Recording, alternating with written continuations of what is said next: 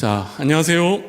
네, 저는 이집트, 터키, 이스라엘, 요르단, 그리고 그리스, 이탈리아를 다니면서 버스 안에서 전도를 하고 그와 관련된 사람들에게 선교를 하고 있는 선교사 이동환이라고 합니다. 만나서 반갑습니다. 네, 제가 올 때 1시간 괜찮다, 1시간 반도 괜찮다 해가지고 그걸 생각하고 왔는데 지금 정작 오고 나니까 한 30분, 40분 시간이 있는 것 같아요. 저를 소개할 때 광야 버스 교회 선교사라고 소개를 드리는데 처음 들어보셨죠? 제가 하고 있는 사역이 지금 무슨 사역이냐 하면 버스를 타고 성지순례를 오시는 분들 성지순례 안내를 잘 해드리는 거. 그 다음에 한 절반 정도는, 사역의 절반 정도는 믿지 않는 사람들 있죠? 믿지 않는 사람들에게 안내를 하는 거예요. 직업으로 보면 가이드가 되는 거죠, 그죠? 근데 가이드라고 하는 직업은 복음을 전하는 뭐가 되는 거예요? 통로일 뿐이에요. 통로로 사역을 하고 있습니다. 제가 자신 있게 사역을 하고 있다 말씀을 드리는 이유는 분명하게 그 일을 하는 중에 그게 일이 그냥 일이 아니고 하나님의 복음이 들어가고 하나님의 말씀이 들어가서 사람들의 삶이 바뀌고 그 일정을 통해서 여행을 통해서 사람들이 달라지는 것을 두 눈으로 목격하고 현재도 계속 진행형으로 되어 가고 있기 때문에 그렇게 말씀을 드리는 겁니다. 우리 작년 한 해 2024년 해외 여행객이 한국에서 출발해서 해외로 나간 사람들이 몇 명인지 아십니까? 제가 구글을 찾아봤더니 2,872만 명이 해외로 여행을 갔대요. 지금 제가 사역하고 있는 곳 주무대는 터키예요. 2014년이 제일 많았는데 2014년에 터키를 방문한 사람이 24만 명이에요. 그리고 올해 들어서 누적된 숫자가 지금 5만 명이 넘어가고 있어요. 터키만 해도 이스라엘, 이집트를 주로 사역을 하다가 이스라엘이 지금 아시는 것처럼 전쟁 중에 있어가지고 이스라엘은 못 들어가고 터키에서 지금은 주로 사역을 하고 있어요. 그러던 중에 우리 청년팀을 서남교회 청주서남교회 청년팀을 만나서 서남교회 청년팀과 함께 터키는 못 보고 그리스를 같이 돌아보게 된 것이 인연이 되어가지고 이 자리에까지 나와 있습니다. 이제까지 저하고 여행을 하면서 복음을 들었던 사람들 숫자가 이래저래 합해보니까 14,000명 정도가 돼요. 그 중에 10,000명은 저하고 일주일 이상을 여행하면서 말씀을 들었어요. 제가 안내를 들었어요 라고 하지 않고 말씀을 들었어요 라고 하는 이유가 뭐냐면요, 예를 들면 터키 관광지에 에베소가 있어요. 터키 관광지에 라우디게이아가 있어요. 소아시아 7대 교회가 있어요. 그럼 에베소에 가면 무슨 얘기를 할까요? 성경 얘기 말고는 얘기할 게 없어요. 근데 성지순례 오신 분들은 성경 얘기 듣는 게 뭐예요? 당연해요. 근데 절반은 보통 한 해에 한 600-700명 정도를 같이 여행을 하게 되는데 600-700명에서 많게는 1,000명 가까이를 여행을 같이 하게 되는데 그 중에 절반은 안 믿는 사람들이거든요. 안 믿는 사람들이 별 생각 없이 그냥 여행을 왔어요. 그런데 버스에 한번 타니까 버스에서 어떻게 해요? 못 내려. 얼마 동안? 일주일 동안 못 내려요. 근데 가이드가 무슨 얘기만 해요? 성경 얘기만 해요. 세상에 이런 뭐가 없다? 황금어장이 없어요. 에베소에 가서 예수님 얘기를 하고 바울 얘기를 해요. 그리고 교회의 박해 역사가 그 에베소에 쫙 그냥 박해 역사가 들어가 있어요. 박해 역사를 이야기하면서 자연스럽게 누구 얘기를 할 수밖에 없어요? 이 사람들이 왜 박해를 받았느냐 하면서 예수님 얘기를 하게 돼요.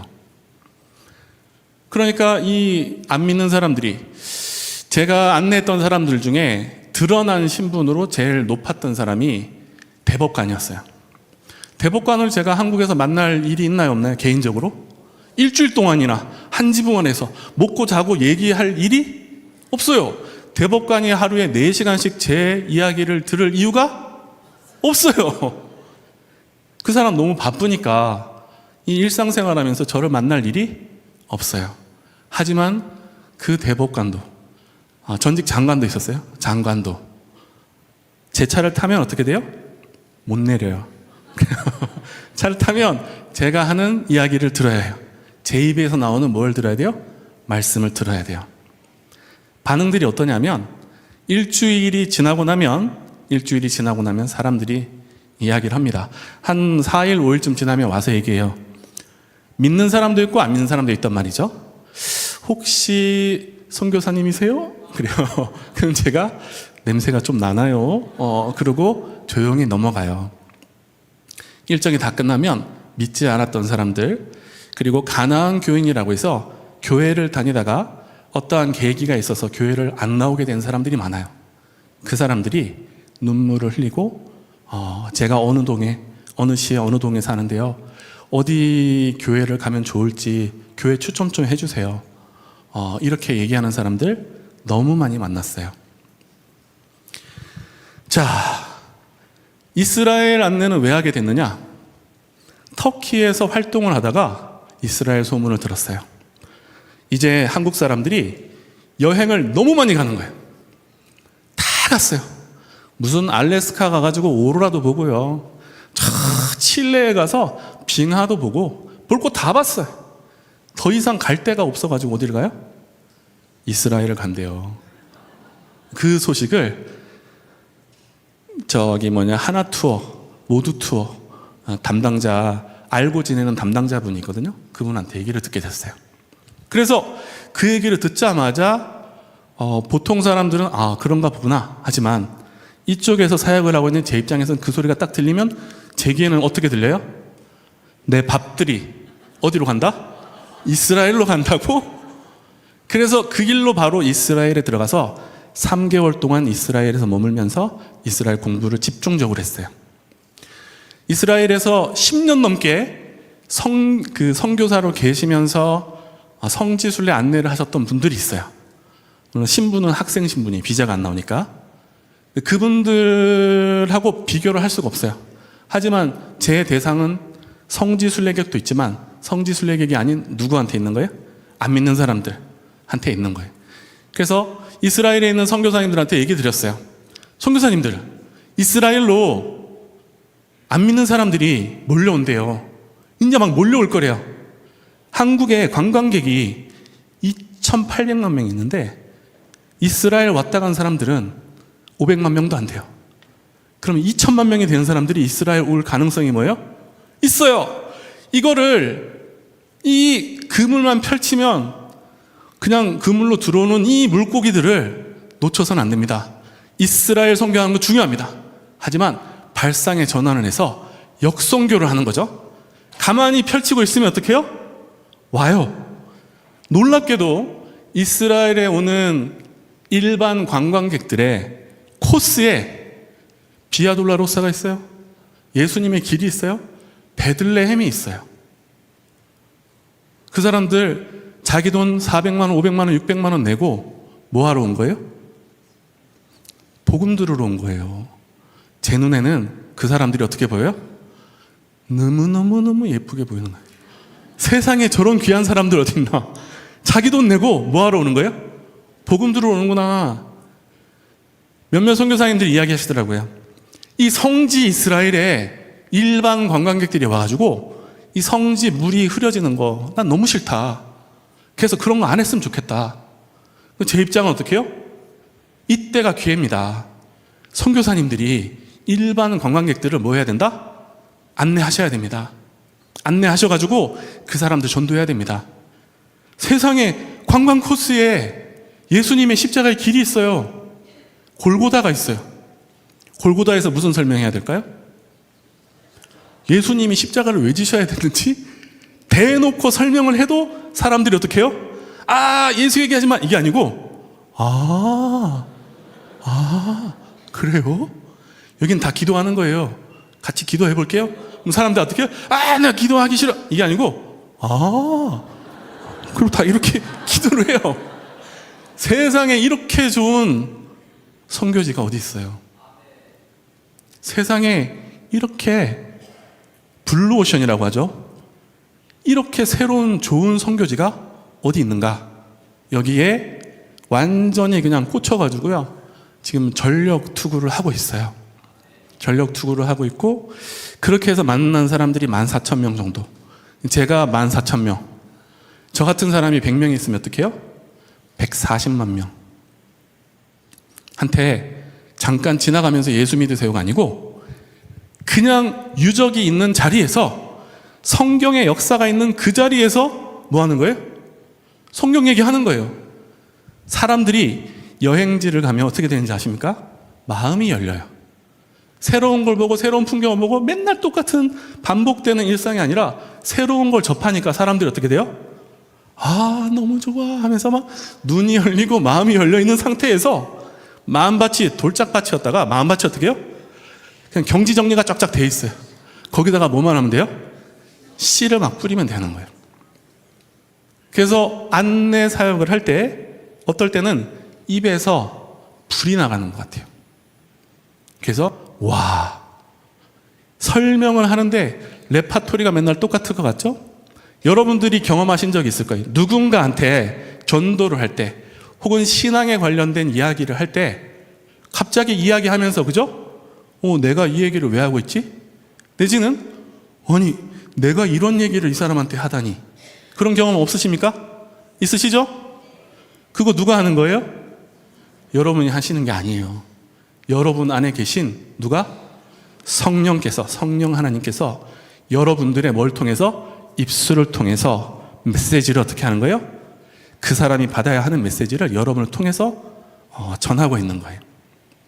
그런 경험을 시도 때도 없이 하고 있는 사역자입니다. 주 무대가 터키, 그리스, 이집트, 이스라엘, 요르단 지역이다 보니 광야가 많아요. 광야를 다니면서 어디에서 사역을 해요? 버스 안에서 사역을 하고 있어요. 그래서 이렇게 고정된 자리에서 강의를 하는 거, 이야기를 하는 게 익숙하지는 않아요. 특히 저기 앞에 제 모습이 제가 볼 때마다 깜짝 놀래요. 저렇게 얼굴이 넙대대했었나? 평수가 이렇게 넓었었나? 누가 그러더라고요. 사모아인이냐 그러더라고요. 예, 터키에 가만히 있으면 터키 사람들이 와서 그래요. 우즈베키스탄? 그럼 제가 그러면 타타르? 타타르족이냐 그래요. 제가 그러면 그럼 어느 나라 사람이야? 한국 사람 그러면 한국 사람이 그런 체형이 없는 것 같던데 얘기를 많이 듣습니다.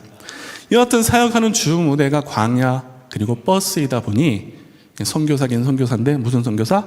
광야 버스 교회에 담임하고 있는 광야 버스 교회 선교사예요. 그래서 제가 섬기는 교회는 버스 교회가 되는 거예요. 맨날 바뀌어요, 교회가. 버스가 맨날 바뀌어서. 어떻게 이 사역을 하게 되었는가? 요거를 잠깐 이야기를 드릴게요. 자, 앞에 있는 사람 77년 1월 25일생이에요. 하회마을 아세요? 하회마을에서 태어났어요. 아주 뼈대 있는 집안은 아닌 것 같고요. 제가 보니까 추석 때 설날에 100명, 150명씩 모였어요. 제사 지낸다고. 할아버지로부터 유교적인 그런 교육을 많이 받았어요. 그런데 아버지가 몸이 좀 안 좋으셨어요. 제가 7살 때 아버지가 돌아가셨어요. 그래서 제 고향이 경북 안동 하회마을 아십니까? 하회마을에서 자랐어요. 제 동기들한테 나는 고무신 신고 자랐다 그러니까 친구들이 너 무슨 6.25 얘기하고 있냐, 어디에서 왔길래 그런 소리냐, 외계인이냐 이런 소리 들을 정도로. 왜냐하면 고무신을 맨발로 신으면 고무신 위에 이렇게 떼자국이 이렇게 나는 거 아십니까? 그걸 서울 애들이 모르더라고요. 그래서 그런 거 얘기할 때가 어디에서 왔냐 뭐 그런 얘기 듣기도 했는데 시골 사람이죠. 아버지가 7살 때 돌아가셨어요. 어머니가 할아버지 밑에서 2년을 사시다가 할아버지가 돌아가시고 나서 하의 마을에서 도시로 나오게 됐습니다. 도시로 나왔더니 문제가 생기기 시작해요. 어머니가 53년생이신데 중학교밖에 안 나오셨어요. 중학교밖에 안 나오신 어머니가 선택할 수 있는 직업이 없으셔가지고 밥집에서 일하는 걸 하셨어요. 근데 문제는 밥도 팔고 뭐도 팔아요? 술도 팔아요. 근데 나이 30살밖에 안 된 과부가 남편 없이 혼자서 밥도 팔고 술도 파는 집에서 일을 하니까 좋은 형편이 아니었거든요. 아버지가 돌아가시면서 모든 재산을 다 써버렸어요. 돈이 하나도 없었어요. 그래서 방 한 칸, 다락방 하나, 부엌 하나 있는 집에서 살았어요. 어머니가 일을 마치고 집에 올 때마다 술 취한 누가 따라와요? 남자들이 따라와요. 그래서 제 어릴 때 특히 초등학교 2학년 이후의 기억은 좋은 게 하나도 없었어요. 이 남자들이 어머니한테 나쁜 짓을 많이 했어요. 엄마를 때렸어요. 때리는 것뿐만 아니라 우리 남매가, 저 여동생이 하나 있거든요. 남매가 인간이 봐서는 안 되는 장면을 너무 많이 보고 자랐어요. 엄마가 남자들한테 나쁜 일을 당하는 거 수도 없이 많이 봤어요. 그 남자들이 엄마를 때리는 걸 말리기 위해서 말리다가 어떻게 해요? 저도 엄청 많이 맞았어요. 그래서 여기 이런 데 보면 여기 눈썹 위에 다 찢어진 흉터들이 있어요. 두드려 맞아가지고. 맞다가 지치면 어떻게 해요? 다락방에 올라가요. 동생하고 다락방에 도망가서 문고리 딱 걸고 숟가락으로 딱 꽂는 거 아십니까? 그런 문고리 기억하시면 옛날 사람인데. 문고리 걸고 다락방에 숟가락 딱 꽂고 덜덜 떨면서 잠이 드는 게 그게 일상이었어요. 모태신앙이거든요. 유아세례도 받았어요. 어머니가 교회를 가래요. 그래서 교회를 갔어요. 교회를 갔더니 전도사님이, 나이 많은 여자 전도사님이 저를 꼭 안아주면서 그랬어요.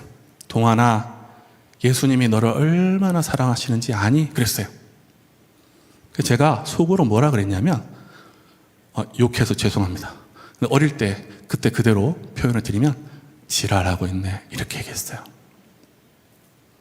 왜냐하면 난 맨날 집에서 술 취한 남자들한테 매일 밤마다 뭐 하고 있는데 두드려 맞는데 힘들어 죽겠는데 아파 죽겠는데 예수님이 나를 사랑하신다는 소리가 제 귀에 어떻게 들려요? 되지도 않는 소리로 들리는 거예요. 그 소리 듣자마자 그 다음 주에 교회를 안 나갔어요. 왜냐하면 교회는 뭐 하는 데니까? 거짓말 하는 데니까.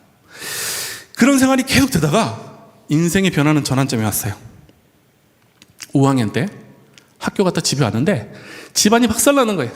집안이 하도 박살나서 119 전화 걸면 주소로 부를 필요가 없어요. 119 전화해서 더 왔네요. 그러면 어떻게 해요? 그냥 알아서 와요. 앰뷸런스가 우리 집에. 엄마가 맞아서 쓰러졌거든. 경찰서 전화해서 뭐 하면 돼요? 더 왔네요. 그 동네 콩가루 집은 누구예요? 우리 집이에요. 그런 상황이었어요. 학교 갔다 집에 왔는데 집안이 또 박살나는 소리가 나는 거예요. 안동 생활한 지 한 1년 지났을 때 집에 최상사라는 남자가 들어왔었거든요. 이 남자가 기둥서방으로 들어오고 나니까 더 이상 남자들이 괴롭히는 건 없어졌어요. 이 사람이 싸움 잘했거든요. 근데 아니 집에 왔더니 앙칼진 여자들이 소리를 치면서 막 박살내는 거예요. 그래서 가서 동생한테 너 오지 말라 하고 들어갔죠? 그랬더니 그 안에서 여자 2분이 엄마를 머리를 다 뽑아놨어요. 그러다가 여동생이 집에 딱 들어왔는데 이 아줌마가 이만한 나무 도마를 엄마한테 집어 던졌는데 머리에 맞고 피가 팍 터진 거예요. 그걸 보고 여동생이 엄마 하고 소리를 치니까 그 아줌마 둘이 우리 남매를 보면서 그랬어요. 환양년의 새끼들이 잘 살면 얼마나 잘 사는지 두 눈으로 보겠다고 하면서 강대성 앞이니까 말을 할 수가 없어요. 이루 말할 수 없는 엄청나게 많은 욕을 우리한테 했어요. 제가 그 욕을 들으면서 어떻게 해요? 처음으로 인생이 바뀌었어요. 오냐, 네가 말하는 대로 살면 난 차라리 뭐 할 거다? 난 죽어버릴 거다. 그래서 각오를 하고 열심히 공부를 했어요. 열심히 공부를 했더니 성적이 막 올라가요. 근데 뭐가 안 돼요? 수학이 안 돼요. 산수가 안 돼요. 그래도 공부는 잘 했어요. 열심히 했죠. 그렇게 세월이 갔는데 그 아줌마 둘이 누구냐? 그 아줌마 둘이 집에 들어와 있던 남자의 뭐예요? 본부인하고 누나였어요. 머리 다 뽑아 놓을만 하죠, 그죠? 지금은 이해가 되는데 그때는 어때요? 이해가 안 되는 거예요. 그냥 밉고 싫고 마음이 상처를 받다가 상처받은 마음이 멍이 들고 아프다가 죽으면 어떻게 돼요? 아무 느낌이 없는 상태가 돼요. 아무 느낌이 없는 상태. 그게 제 상태였어요. 중학교를 들어갔죠. 수학 선생님이 수학을 너무 진도 빨리 나가서 선생님 수학 모르는데 그랬더니 수학 선생님이 저를 교무실로 불러서 요 볼따구를 잡고 싸대기를 막 때리면서 이 자식아 내가 네 과외 선생이야 하고 막 때렸어요. 제가 이유 없이 맞고 나서 수학을 포기했어요. 좋은 핑계죠. 그래서 그 유명한 수포자가 됐어요. 근데 참 다행스럽게 제 바로 윗기부터 수학능력시험으로 학력고사에서 수학능력시험으로 바뀌면서 대학 입시제도가 바뀌어서 제가 대학을 갈 수도 있게 됐죠. 중학교 1학년, 중학교 2학년 때 인생이 변하는 두 번째 전환점을 맞이했어요. 집에 들어와 있던 남자가 나가고 나니까 또 남자들이 어떻게 해요? 매일마다 집에 찾아와서 엄마를 때리고 부시고 찢고 볶고 공갈을 해요. 그 상황이 계속 반복되는 거예요. 희망이 있을까요? 없을까요? 희망이 아무것도 없어요. 마음은 죽었어요. 자존감은 바닥이 아니라 자존감이 없어요. 원하는 것도 없어요. 좋은 것도 없어요. 싫은 것도 없어요. 그런 상태에 있다가 중학교 2학년 때 일이 터지죠. 그래서 여기서 인생이 두 번째로 변하는 전환점을 맞이했어요.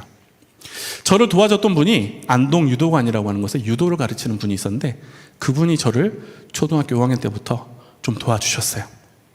돈 안 내도 된다. 제가 덩치가 크잖아요. 힘이 좋았어요.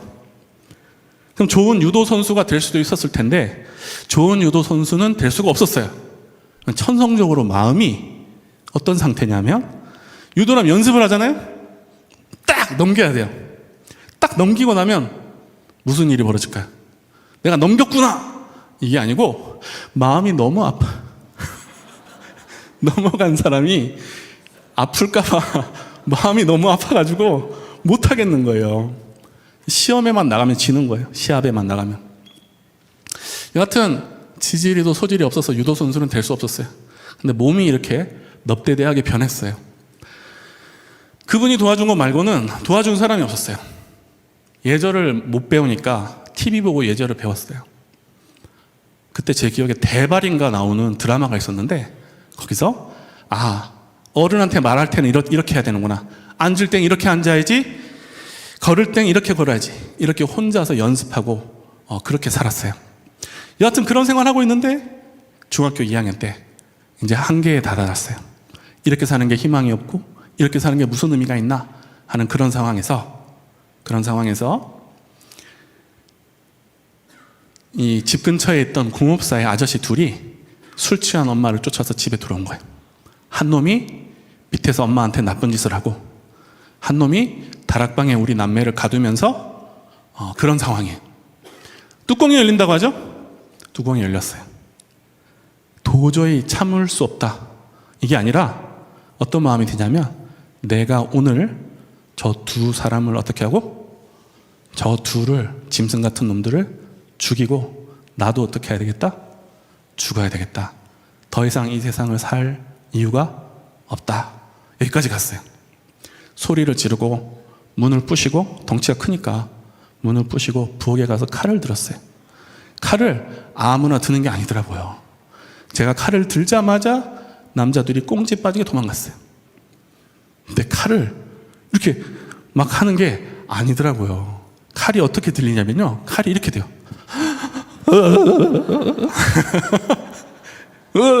이러고 있으니까 여동생이 요즘 애들 말로 극티예요. 그 동생이 밑에서 이렇게 있다가 오빠야 내려놔 안 어울려 그래가지고 칼을 내려놨어요. 남자 둘은 도망갔고 앰뷸런스를 부르고 남은 못 죽이겠으니까 어떻게 하지? 내가 죽어야지 이렇게 생각하고 낙동강으로 집을 나갔던 그 상황이 인생이 변하는 전환점이었어요. 낙동강에 막 흐르는 물을 보는데 사는 게 의미가 없구나. 여기에서 죽으면 어떻게 되지? 생각이 바뀌게 되고 내가 죽으면 내 동생이 사람답게 살 수 있을까? 이렇게 되니까 어떻게 해요? 못 죽겠더라고요. 생각이 많아지면 못 죽어요. 그러니까 앞에 이렇게 나와 있겠죠? 안동 시내로 돌아다니다가 간 데가 안동에 있는 통합측 서부교회라고 하는 곳에 가게 됐어요. 거기 기도실에 교회는 안 나가다가 크리스마스 때 교회 갔어요. 여러분 교회 안 나오다가 행사실 때만 오는 사람들 잘 잡으셔야 돼요. 이런 사람이 있을 수도 있어요. 자, 여하튼 크리스마스 때 교회에 가면 여자애들 손잡고 논다 그래가지고 그래서 교회를 간 거예요. 그 기도실에서 손잡고 놀았던 너무 좋은 따뜻한 기억이 있었어요. 기도실에 가면 방석이 있고 담요가 있겠지? 거기에서 자야지 하고 들어간 거예요. 그 전까지 엄마 앞에서 여동생 앞에서 울어본 적이 없어요. 근데 아무도 보는 사람이 없잖아요. 서러움이 막 밀려오는 거예요. 거기서 실컷 울었어요. 실컷 울고 엎어져 있다가 고개를 딱 들었는데 머릿속에서 계속 옛날에 전도사님이 얘기하셨던 동아나 예수님이 너를 얼마나 사랑하시는지 아니? 하는 소리가 어떻게 해요? 계속 생각이 나는 거예요. 그래서 거기서 태어나서 처음으로 어떻게 해요? 기도를 해보겠다고 처음에 무릎을 꿇었다가 1분도 안 돼가지고 다리가 너무 저려가지고 다시 바르게 앉고 손을 이렇게 해야 되나 이렇게 해야 되나 해가지고 기도라는 걸 했어요. 기도의 첫 마디가 뭐였냐면 하나님, 예수님 살려주세요. 저 살고 싶어요. 제발 저 좀 살려주세요. 제발 저 좀 어떻게 해주세요. 저 어떻게 못 살겠으니까 제발 저 좀 살려주세요 하고 처음에는 그냥 나왔던 말인데 그게 절규가 되고 그 기도에 제 모든 게 다 쏟아지더라고요. 그리고 거기에서 예수님을 만났어요. 마음에 들어왔던 첫 마디가 그거예요. 동안아 내가 너를 안다. 동안아 내가 너를 사랑한다 하는 말이었어요. 그때 이 인생이 다 바뀌었죠. 그러다가 교회를 나가게 됐고 당연히 교회 나가야죠. 예수님 있는 거 아니까.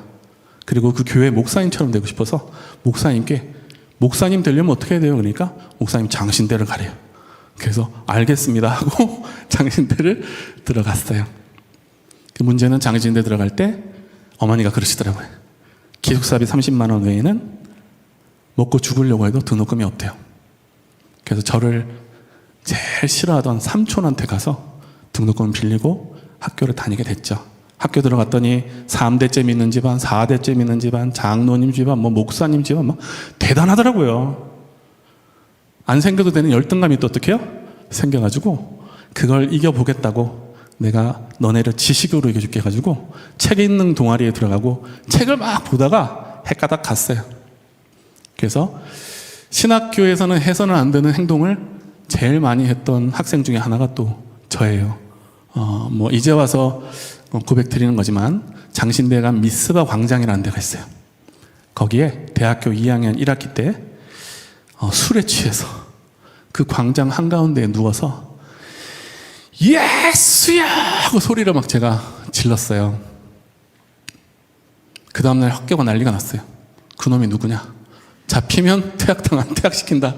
얘기하셨던 분이 정장복 교수님이라고 하는 분이었는데 그 당시 교학처장이셨거든요. 지금 이제 하늘나라 가셨어요. 근데 공교롭게도 정장복 교수님이 한일장신대 총장으로 계실 때 교수님들이 터키에 오신 거예요. 그분들을 제가 안내하게 됐어요. 안내하다가 중간에 제가 고백을 했어요. 그때 그놈이 교수님 저예요. 그랬어요. 또 인연이 또 하나님께서 그렇게 또 회개할 기회를 주시더라고요. 왜냐하면 장신대 가서 정신을 다시 못 차렸거든요. 열등감 모든 게 다 막 주저앉아가지고, 그러다가 두 번째로 인생이 변하는 전환점이 찾아왔어요. 예수님 만난 거, 그 다음에 큰일이 또 한 번 있었죠. 학교를 못 다니겠는 거예요. 그래서 학교를 다닐 때 사실 동아일보 신문을 돌렸어요. 돈을 안 주시니까 등록금도 마련해야 되고 뭐 이렇게 해야 되잖아요. 그 학교 식당에서 일을 하고 동아일보 신문을 새벽에 돌리고 뭐 힘들게 학교 생활을 하긴 했는데, 학교를 못 다니겠다 생각하고 군대 입영 신청을 했어요. 그 군대를 가게 됐어요. 그리고 그 군대에서 10월 달에 일이 있었죠. 마음속이 많이 복잡했어요. 예수가 무엇이지? 교회가 무엇이길래? 사람들이 왜 저렇게 하는 거지? 신앙이라는 게 도대체 무엇인가? 복잡한 생각이 많았어요. 이 고민과 고민이 끝나지 않는 그때 사고를 당하게 됐죠. 강원도 하천 7사단 오연대라고 하는 곳에서 군생활을 했는데, 거기에서 철책선 안으로 작업을 들어가다가 1997년 10월 26일이었어요. 우리 분대원이 일렬로 쭉 들어가는데, 저는 뒤에서 서인순이라는 사람이 불렀어요. 이동환이 이리 와! 해가지고 뒤로 돌아서 뛰었거든요. 뒤로 돌아서 뛰는데 제가 있던 자리에서 짜짜짜짜 하면서 완전히 폭발하는 소리가 나는 거예요. 그리고 앞으로 꼬꾸라졌어요. 그리고 귀가 안 들리잖아요. 고막이 터져서 귀가 안 들리고 몸에 상처가 있는지 살폈어요. 이거는 뭔가 터졌는데 난가. 처음에는 그랬어요. 다리가 2개 다 있나 봤어요. 다리가 2개 다 있어요. 일어서서 뒤로 돌아보니까 시커먼 연기가 올라가고 뒤에서 으아! 내 팔! 하는 소리가 들리는 거예요. 그래서 가서 보니까 일렬로 걸을 때 제 앞에 있던 심윤수라고 하는 일병이 있어요. 심윤수 일병이 허리 아래가 없어졌어요. 그 다음에 제 뒤에 있던 서원배라고 하는 병장이 양팔이 날아갔어요. 그 사람이 비명을 지르는 거였어요. 오른쪽 귀는 고막이 터져서 안 들리고 왼쪽 귀로 으아! 내 팔 하는 소리가 들리는 거예요. 정신이 없으니까 어떻게 해요? 뭘 어떻게 해야 될지 모르겠는 거예요. 그 사람 팔에서 피가 많이 나서 허리끈을 풀어서 팔을 감고 지혈을 했어요. 그리고 정신 차리고 보니까 그 윤수 일병에 다리 한 짝이 있어서 그 다리 한 짝을 들고 가만히 서 있었어요. 소대장이 오고 중대장이 오고 대대장님이 오셔서 다리를 내려놓으래요. 다리를 내려놓고 대대장님이 이동환이 힘드나 하시는데, 제가 거기서 예 그렇습니다 하면서 머릿속이 막 다 터져나가더라고요. 장신대에서 여러 가지 신학적인 지식, 새롭게 말씀을 보는 시각, 이런 걸 보면서 마음이 막 구정물처럼 가라앉아 있던 게 다 튀어나왔었거든요. 그게 어떻게 돼요? 한 방에 정리가 되더라고요.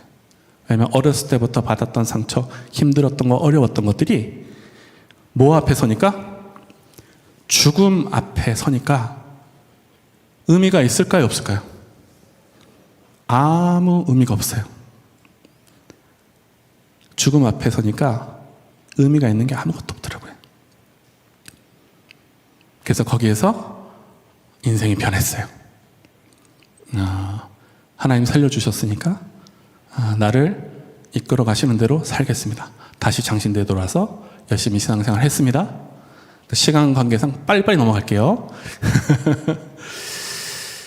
그렇게 학교 생활을 마무리할 때 4학년 2학기 때 청혼을 하게 되고, 하나님이 만나게 해주신 분한테, 지금의 아내님이죠, 와이프한테 청혼을 하게 되고 결혼을 하게 되고, 장인어른이 상당히 유명한 분이세요. 사랑방 공동체 교회라고 장신대에서 두 과목 가르치는 교수도 하시고 하셨던 목사님이셨는데, 장인어른께서 학교를 하신다고 해서 학교에 가서 학교 교사로 사역을 하면서 신대원을 좀 미뤘어요. 그리고 거기에서 첫째 아이가 태어나고, 첫째 아이가 태어나고 한 번, 둘째 아이가 태어나고 또 한 번, 두 번의 일이 있었어요. 그 일이 뭐였냐면 어머니가 첫째 아이 태어나고 100일이 안 됐을 때 연락이 안 돼요. 연락이 안 돼서 여동생한테 전화했어요. 엄마가 무슨 일인지 알아보라. 그랬더니 여동생이 뭐라고 하냐면 오빠 몰라 그러더라고요. 그래서 알아봤더니 어머니가 제가 결혼할 때 하나님 앞에서 빵원에서 시작하자 해서 축의금 들어온 거를 전부 어머니를 다 드렸어요. 한 푼도 남김없이. 그리고 아내하고 저하고는 진짜 빵원에서 시작했어요. 근데 그 돈으로 어머니께서 도박을 하셨어요. 빚을 어마어마하게 지셨는데 어마어마하게 진 빚을 여동생이 다 갚았대요. 오빠는 걱정하지 말래요. 그래서 그런 줄 알았어요. 경찰서 찾아갔더니 전과가 오범이래요. 그래서 집행유예가 안 되고 실형을 받아야 된대요. 6개월 들어갔다 나오셨어요. 해결 다 된 줄 알았어요. 그리고 3년 뒤에 둘째가 태어났을 때 어머니 또 연락이 안 돼요. 이거 어떻게 하지 하는데 여동생한테 또 연락이 와요. 오빠 나도 살고 싶어 하는 소리를 듣고 부랴부랴 갔더니 어머니가 두 번째 그렇게 하신 거예요. 그래서 어머니한테 우리 관계를 끊읍시다 뭐 이런 얘기까지 하게 됐어요. 근데 문제는 그게 아니었어요. 학교로 교회로 전화가 오는 거예요. 누가 전화 와요? 네, 돈 받아드립니다 해서 전화가 와서 반항을 좀 했어요. 제가 반항을 하다가 끌려가서 두드려 맞았어요. 그래서 이게 이만큼 찢어졌어요. 머리를 맞아가지고. 그 사람들한테 실내에서 그런 일을 당하면 장기를 빼갈 것 같아가지고 머리 맞아서 정신없는 상황에도 어떻게 해요? 길바닥에 나와가지고 사람들 많은 데서 쓰러졌어요. 그래서 깨보니까 응급실이더라고요. 이런 일이 있었어요. 교회에 있을 수 있을까 없을까요? 교회 못 가요. 학교에 있을 수 없어요. 막다른 곳에 몰려가지고 처음으로 갔던 데가 호주였고요. 호주로 내려갈 당시에 제 심정은 모든 걸 다 포기했어요. 나 같은 놈이 무슨 사역을 한다고. 호주에 뭐 하러 갔냐면 용접을 하면 1년에 1억씩 준대요. 그래서 단순 계산으로 5년 하면 빚 다 갚겠다 생각하고 간 거예요. 호주에서 일을 하는데 3일 만에 쫓겨났어요. 레스토랑 서빙 하는데. 왜 쫓겨났냐면요. 제가 덩치가 크잖아요. 제가 서빙할 때마다 맛있게 드세요 하니까 서빙 받는 사람이 앉아가지고 위압감이 들어서 밥이 못 먹겠대요. 그래서 쫓겨나게 됐어요. 호주에서 1년 날렸어요. 왜냐하면 처자식은 공동체에서 키워주신다고 했기 때문에 마음껏 나올 수 있었어요. 아내가 정말 고맙게도 이 모든 일을 겪는데 단 한 번도 아내와 장인 장모님께서 제 기를 죽이는 얘기를 한 적이 단 한 번도 없어요. 당신 하고 싶은 거 마음껏 다 해라고 했어요. 호주에서 1년 밤에 10시부터 새벽 5시까지 슈퍼마켓 청소, 학교, 기술 배우는 거, 다시 서빙, 이 생활을 1년을 했어요. 실패했죠? 그리고 시리에 빠졌어요. 나는 안 되는구나. 끝났구나. 생각했는데 아내가 그러더라고요. 여보, 하나님께서 길을 만들어 주실 거래요. 그래서 제가 속으로 그랬어요. 뭐 눈에 베이는 게 없는데 길은 무슨 길이냐 생각을 했어요. 근데 아내가 그러더라고요. 저는 제가 신앙이 더 좋은 줄 알았거든요. 저는 오만이를 겪으면서 업다운을 하면서 나는 신앙이 정말 좋아 생각했어요. 아내는 목사님 딸로 자라면서 제가 막 세게 기도하면 아내가 옆에서 그래요. 여보 좀 조용히 좀 해. 무서워. 왜 그래. 조용히 해 그냥. 이런 스타일이어가지고 제가 신앙이 더 좋은 줄 아는데 위기가 닥치니까 아내는 어떻게 해요? 그대로고 저는 어떻게 해요? 다시 뚝 떨어지는 거예요. 그래서 다 포기했는데 뜬금없이 여행사에서 전화가 온 거예요. 이스라엘에서 성지순례 안 날 사람 필요한데 아는 사람 있네요. 그래서 제가 그거 하면 돈을 좀 버나요? 그러니까 아무래도 한국보다는 나을걸요? 하는 소리 하는 거예요. 제가 아는 사람 있습니다 그랬어요. 누구요? 그래서 저요. 그러니까 그 여행사 사장이 아니 사역하시는 분이 농담도 지나치시네 그랬어요. 그래서 제가 사역 다 그만뒀습니다. 교회도 못 나갑니다. 저 신상 잡고 있는 사람들이 저를 계속 괴롭히고 있는 중이어가지고 뭐 아무것도 못합니다 그랬어요. 그럼 빨리 넘어오래요. 그래서 $400 들고 이스라엘로 갔다가 이스라엘에서 설명하시는 거 받아 적다가 그 설명하시는 분이 지금은 안 하세요. 그분이 저한테 그러는 거예요. 뭐 아니에요? 그래서 제가 몰라서 받아 적습니다 그랬더니 이분이 그러는 거예요. 내가 이스라엘에 10년 동안 있으면서 책에서 안 나오는 거 당신이 이거 내 거 훔쳐가는 거라고 그러는 거예요. 그래서 들어보니까 일리가 있어요. 일리가 있구나. 그럼 안 적을게요. 그러고 좋으려고 했는데 이스라엘 집세가 한 달에 300만 원이에요. 아, 사는 것도 힘들구나 여기는. 그래서 여행사 사장님한테 죄송한데 힘들고 어렵고 더러워가지고 가기만 하면 일자리 있는 그런 나라 없어요. 그러니까 있대요. 어디요? 이집트로 가래요. 알겠습니다 하고 $400 들고 돌아가는 비행기 표도 없이 어떻게 해요? 내 인생 여기서 뭐 못하면 끝난다 생각하고 이집트로 간 거예요. 이집트 가는 차비 $100. 국경에서 그 카이로 가는 차비 $100. $200 남았죠? 카이로에서 여행사 찾아간다고 택시를 타는데 택시 기사한테 사기당해가지고 $100.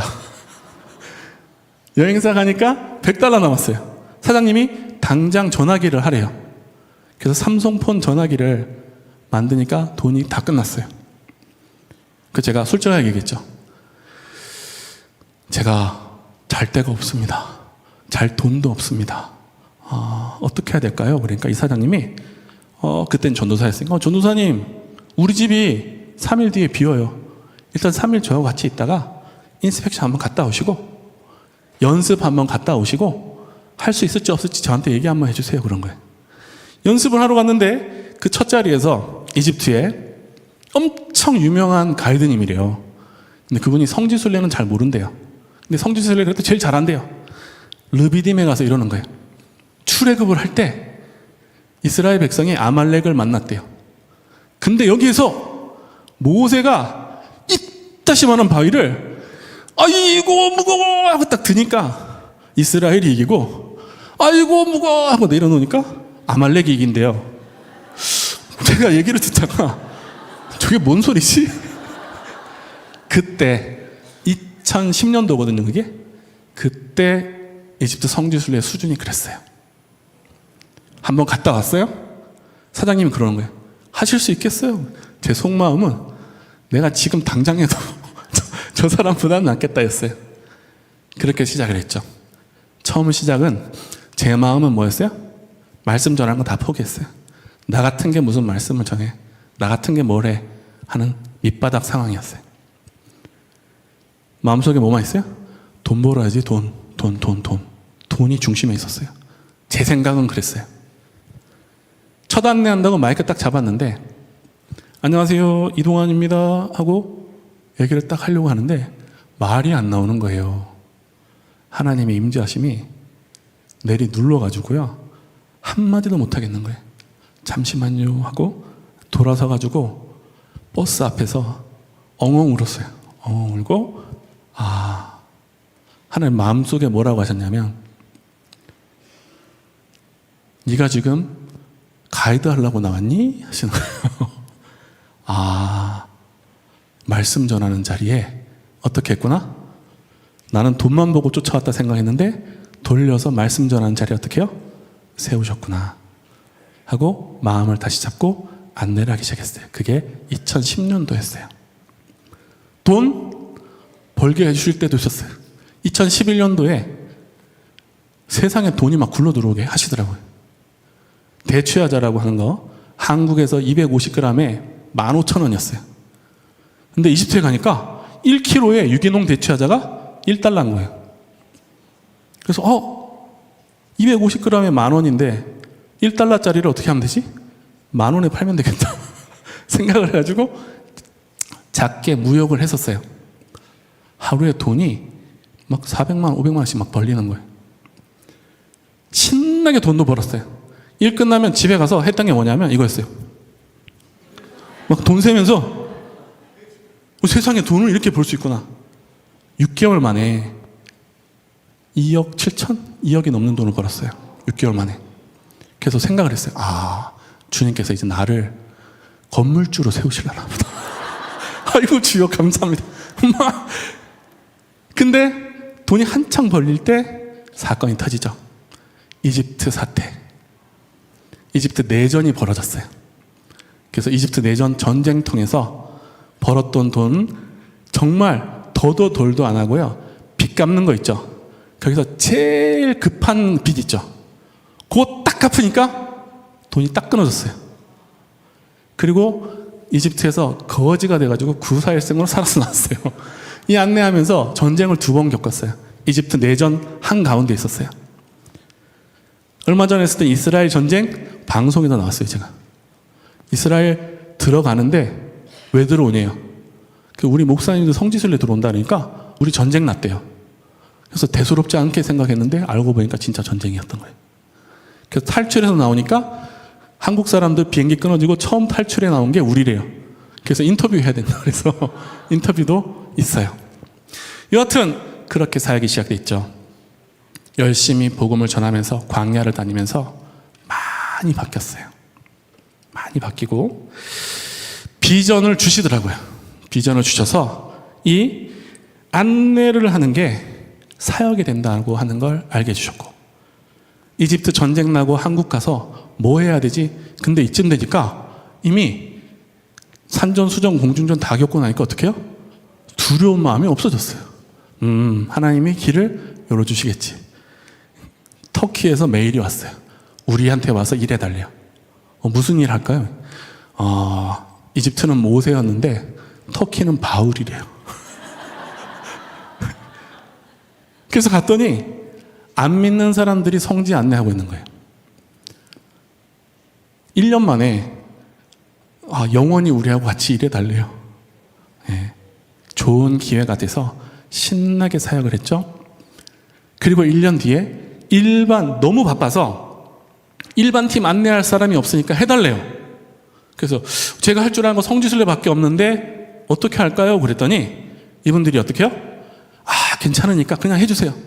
저 그냥 성지순례하고 똑같이 합니다. 그러고 했어요. 근데 놀랍게도 하루 종일 성경 얘기만 하는데 사람들이 어떻게 해요? 하는 거예요. 첫 팀이 38명이었어요. 일주일짜리였어요. 딱 끝나고 나니까 어떻게 해요? 이거구나. 하나님 이거 시키시려고 나를 여기로 부르셨구나.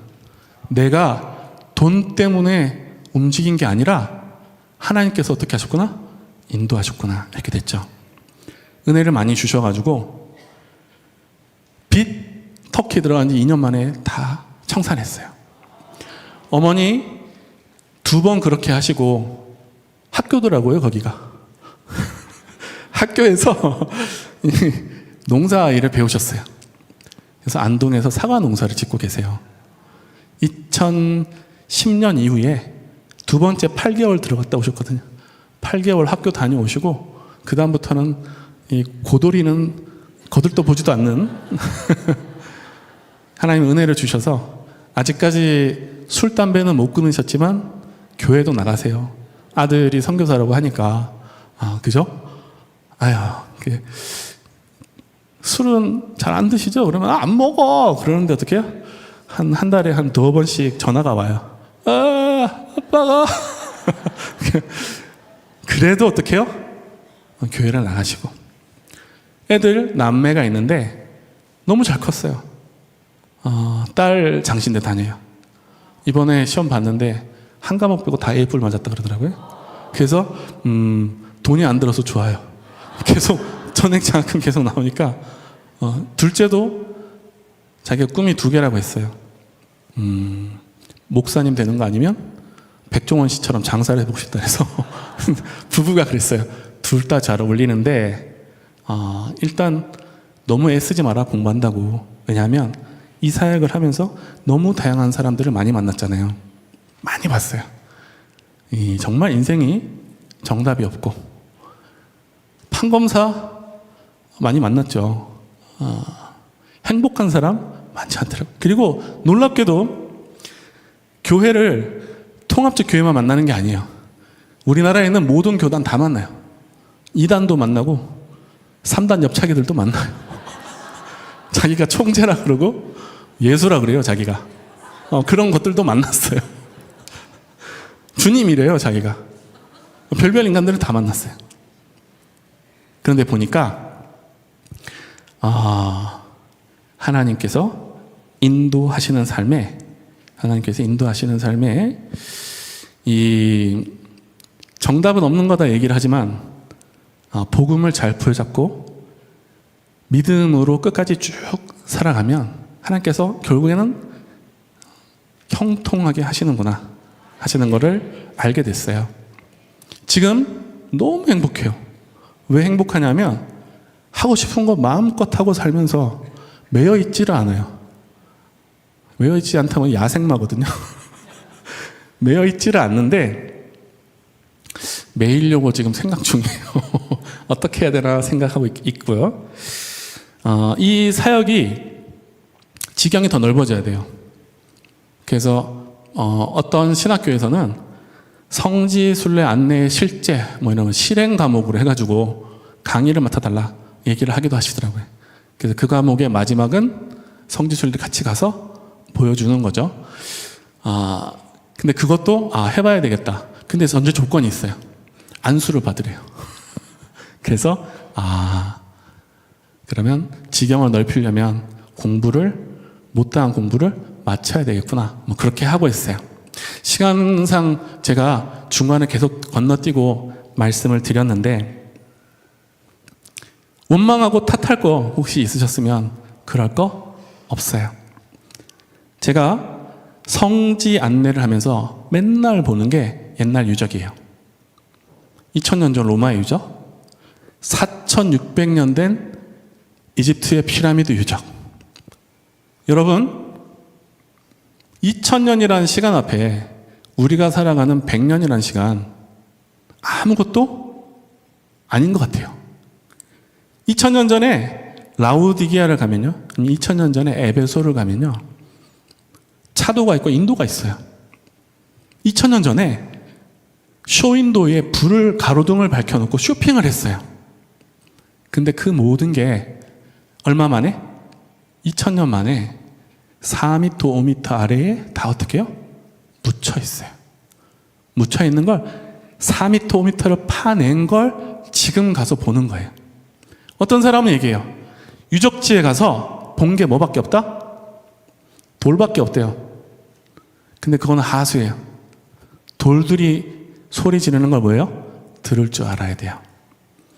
인간의 삶이라고 하는 것이 죽으려고 했다가 예수님 만나면서 생각이 많이 바뀌었어요. 저 같은 경우에. 그리고 지뢰사고 터지면서 죽음 앞에서 인간이 삶이라고 하는 게 얼마나 의미가 없나, 아니면 매여있던 모든 것들이 얼마나 의미가 없나 하는 생각을 했었어요. 마지막으로 유적을 보면서 2000년도 안 되는 세월 만에 그 인간들이 일으켜놓은 모든 것들이 어떻게 되는데?